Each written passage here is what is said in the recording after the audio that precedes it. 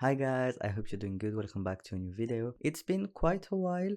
I've been taking some holidays. I decided to get back with quite of a chill video with something that used to be a huge trend in 2020. I would say Corona time, so yeah, 2020. And that nowadays is still used a lot when you exchange with people to kind of like try to get their personality. It's the MBTI. And today I'm just gonna redo my MBTI test. So last time I took it was in 2020 or 2021, more or less. So I was in my last years of university. And the result I got was ENTJ, which I feel back at that time was pretty fitting, but I was talking with some people recently during my holidays and stuff, and we were like talking about MBTI and like personalities, and I was like, yeah, I do feel like that I've changed a bit personality wise, and I was like, okay, why not just do it with you guys rather than just do it alone in front of my computer. You might not see any link between what I usually do on my YouTube channel and this video, which I could totally understand. Yet there is a tiny link if you wanna get really into this. If you go to Korea, it's nowadays quite common that young people or like young adults ask you about your MBTI. It used to be a blood type back in like few years ago and stuff like that. Nowadays I would say that MBTI is something that's really popular in Asia, and that people tend to use it to try to understand how you act and feel and react, just like we used to have a lot for a long time zodiac signs.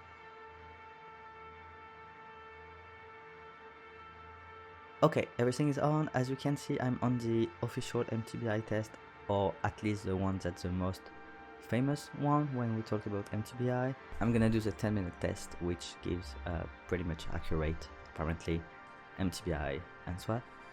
So yeah, let's just try and see how much I've changed in let's say 4 years, and or maybe I'm just the same. So first question, you regularly make new friends? I'm gonna say not totally disagree, but mostly disagree, because to me friends is something that has a place very specific, and it's not just someone you know and that you have like chats with sometimes. Friends goes like way beyond than this. So I regularly get new people entering my life, whether it's colleagues, whether it's people that has same interest as I do, but making new friends is way different, at least according to me. Okay. Complex and novel ideas excite you more than simple and straightforward one. I'm gonna say that I mostly agree with that. I like to go further and to go beyond and not to just always do the easy and simple things. So I'm gonna say that I mostly agree with that. You feel more persuaded by what resonates emotionally than factual arguments. I'm gonna say neutral, because the thing is, maybe even a tiny bit disagree. I like factual things. I like things that can be checked. I like factual things. I like things that can be checked. Yet, I'm someone that, even without any proof, if something feels wrong or someone doesn't feel right, I will not even fact check the person or the thing. I will just say no. So yeah, I'm gonna say maybe slightly agree, because, or neutral, I'm gonna say neutral. Your living and working space are clean and organized. You don't see it because this is the area of my room, but I'm back here since a week. My luggage is still here, not cleaned. My room is a huge mess. I can totally say I disagree. All the people that came at least to one of my apartment or something will agree that the best answer is disagree. You usually say, you usually stay calm and even under a lot of pressure. So this is again something that's very depending of factual things. If I'm at work, I will totally stay calm. I will just put myself in a bubble, and yeah. If this, it actually depends on the pressure. If it's a good pressure, like a project or something, I will stay calm. If it's because something is pissing me off or someone is saying things that they shouldn't say about someone I care or something, I will definitely not stay calm. But I would say that I most of the time agree. You find the idea of networking or promoting yourself to strangers very daunting. I do. It might seem weird because I'm doing content creation and I want to pursue not a professional career, but outside of maybe Nitro, but like I like to do communication and things. Yet, yeah, it's not my favorite part of marketing, basically, to promote myself. I like to exchange. I don't like to have to be like, yeah, you should do that and this and that. That's, I think it's a bit old-fashioned, I would say. Next. You prioritize and plan tasks effectively, even often completing them before the deadline. I disagree. I'm a huge procrastinator. I don't organize things. I try to. I will always push away by dancing or playing video games, and then complain that I don't have enough time and be pissed about it. So yeah.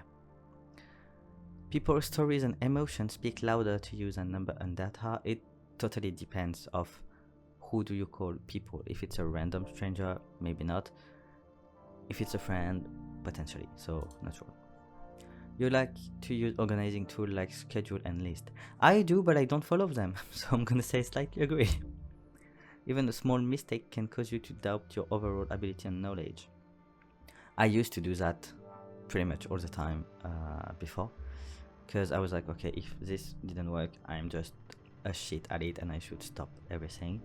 But on the same side, I'm also someone that likes to prove people wrong, so slightly disagree. You feel comfortable just walking up to someone you find interesting and striking up a conversation? No. You are not too interested in discussion about various interpretation of creative work. I am interested in it, so I disagree. I like to see people exchange when it comes to creativity, to have perspective and to see actually if I maybe didn't thought of something in a specific way, because everybody's mind is completely different, especially for creative things. It's also sentimental, it's subjective. Yeah, I love to debate about that. You prioritize fact over people's feeling when determining a course of action, totally depending of the action and the people feeling. If it's for their best, I might actually prioritize fact and tell them the truth, even if it hurts a lot. If it's an action that doesn't implicate something dangerous or that will have an impact on a really long run, I will say people feeling are more important. So I'm gonna say neutral. You often allow the day to unfold without any schedule at all. I do. When I'm at work, it's a bit different because I do my task depending on deadlines. But on my day-to-day life, yes. You rarely worry about whether you make a good impression on people you meet. I totally don't give a damn about what people think of me. I used to be triggered by it when I was younger because I had that emo goth style that people used to bully. Like, I used to be bullied for that, and I learned how to just say, okay, you're not happy? It's the same to me. Your opinion will not change my life and who I am deep underneath. So yeah. You enjoy participating in team-based activity. I enjoy participating in friend-based activity. Team-based depends, I'm gonna say neutral. You enjoy experimenting with new and untested approach, definitely. My hair as the first one to get sacrificed for it, but I like new things and I like try to unveil and discover new things. So yeah, you prioritize being sensitive over being completely honest. No, I know some stuff can hurt people, but things should be said. You You actively seek out new experience and knowledge area to explore. I'm not gonna say full yes, but yeah, kinda. I like to discover things and try new things out. You are prone to worrying that things will turn for the worse. I'm gonna say neutral, because some people would say, yeah, you always seek the bad stuff out of a situation. I would say I'm mostly seeking the most realistic things. So I'm gonna say slightly disagree. You enjoy solitary hobby more than group ones. Once again, it totally depends. If I'm with friends, I will literally enjoy group activity. Example, convention, cosplay with friends, photography, going to a place, concerts, cinemas, I love that. Yet, I also really love just an example, shooting video, playing video games, cosplay, doing makeup. Yeah, everything. It's totally natural on this one. Yeah. But if I had to sacrifice one, I would say that I prefer. Yeah, I don't know actually. Yeah, I'm gonna say natural. You cannot imagine yourself writing fictional stories for a living. I do. I'm a person that grew with Wattpad and all of these fanfiction things. I do. I would totally do that. Your favor efficiency in decision, even if it makes disregarding some emotional aspect. I would say slightly true, but I'm still trying my best to get into emotional aspects when taking decision. So I'm gonna say slightly disagree. That's something I'm currently working on. You prefer to do your chores before allowing yourself to relax. Technically, yes. Realistically, no. But technically, I do. Okay, in disagreement, you prioritize proving your point over preserving the feeling of other. Yeah, kinda. Usually wait for others to introduce themselves first at social gathering. Yes, I think so actually. I'm not the first one that goes. Yeah. Or like I try to arrive potentially a bit early, so I introduce myself to the first one that's already here, and then people have to come at me. Your mood can change very quickly. Less than before. I used to be someone that would like get on a mood swing, especially toward angriness, very fast. So I would say no. Yeah, I'm gonna say still a bit. let's be realistic. I can still very get angry super fast. You are not easily swayed by emotional argument. That's pretty true. I don't really give a shit. I will just stop talking to you for a while or maybe forever. You often end up doing things at the last possible moment. Sadly, yes. You enjoy debating ethical dilemmas. Well, if one of the answer is ethical and the other answer is non-ethical, there is no debate to me. If I have to make you understand that it is, I'm gonna say yes. But to me, if there is a dilemma on the ethical things, it means that the unethical things is the other way and it should not be. Yep. You usually prefer to be around others than on your own. Totally natural. I need both. I need to be with people sometime for my mental health and like not having this I'm alone situation. Also, I need some alone time also for my mental health, so I don't get very angry at people for nothing because I could not relax and ease my mind. You become bored or lose interest when the discussion gets highly theoretical. Totally disagree. You can go full theoretical things with me, even if I don't understand anything, I will still be on focus, at least to listen to the person in front of me. When fact and feelings conflict, You usually find yourself following your heart. Nope, not really. Quite neutral, but still more no. I do like facts, and yeah, that's basically how I'm protecting myself, I guess, if some people would say that. You find it challenging to maintain a consistent work or study schedule. Totally, I never maintain it correctly, and I'm doing my best, but it's always a mess. You rarely second guess the choice that you've made. Yes, yeah, if I made a choice, I'm trying to not look back at it, because otherwise I will be like, what if I did that? And yeah, it's never a good thing to say what if I did something, so yes. Your friend will describe you as lively and outgoing. I think they would describe me like this, like someone that like to chatter and stuff, because when I'm with friends, it's because I know I can go with it and go through it without having my social battery like crashing out. But my best friends would also know that I'm someone that's lively, okay, but that loves to stay home. So I'm gonna say, yeah, like this. Not totally agree. Okay, next question. You are drawn to various forms of creative expression, such as writing. Yes, content creation is something I love.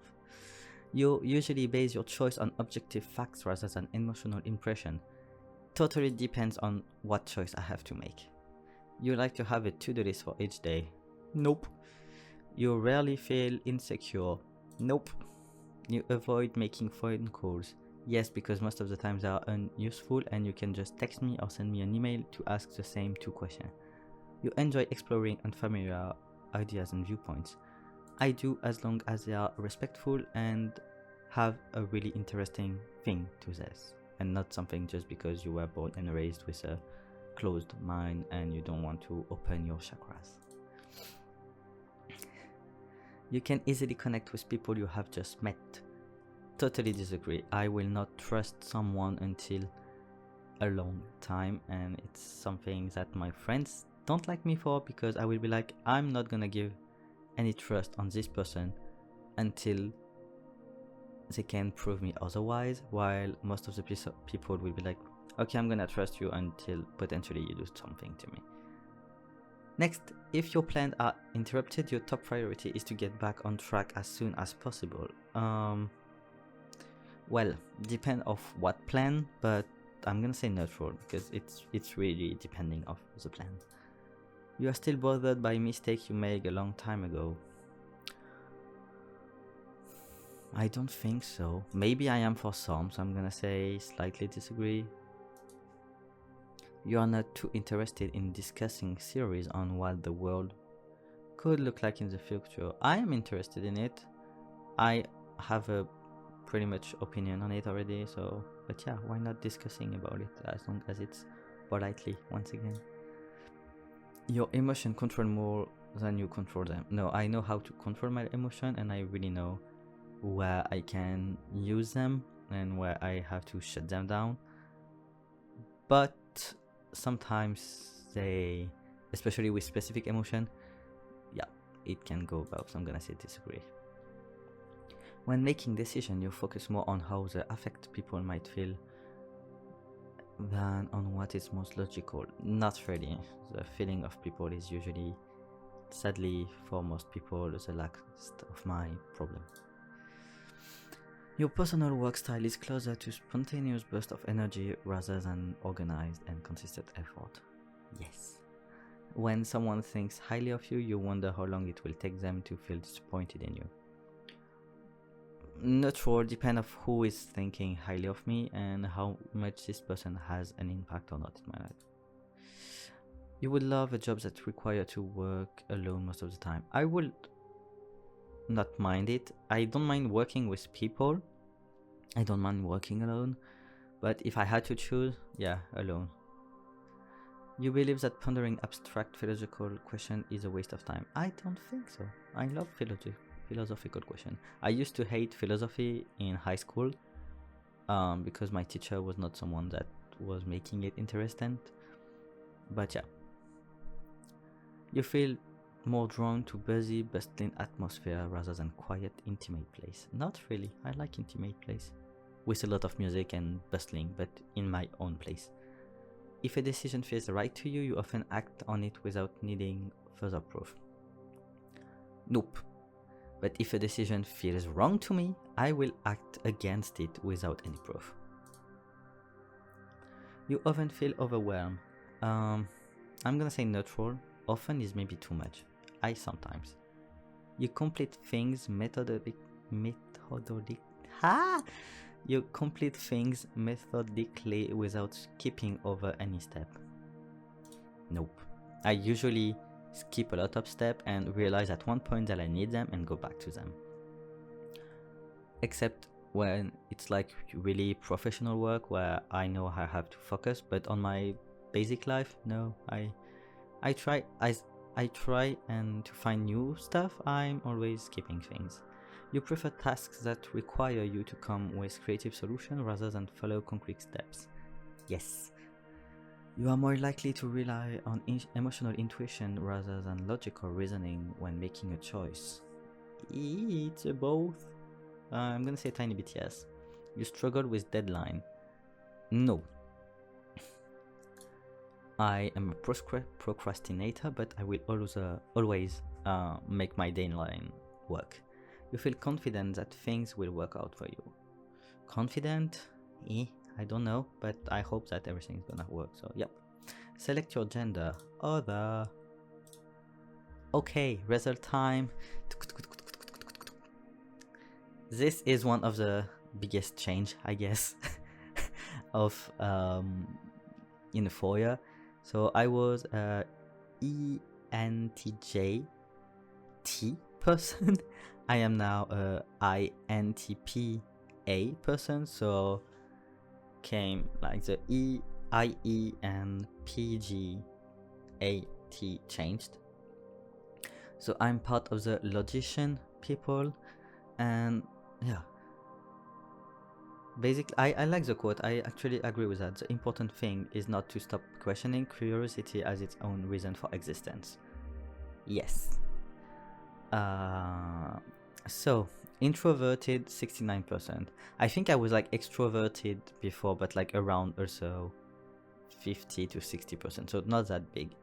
Intuitive 88%. I think that is never gonna change that much. Thinking rather than feeling, yes, I'm trying to work on it to be more balanced, which is already better than before. I think I was at like 80-ish% thinking. I was like not the best with feelings.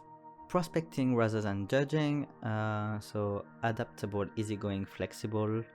Yes, I'm trying to be as flexible as I can in my life, so I don't feel overwhelmed and like things going wrong. Last thing, assertive rather than turbulent, likely self-assured, even tempered and resistant to stress, refusing to worry too much.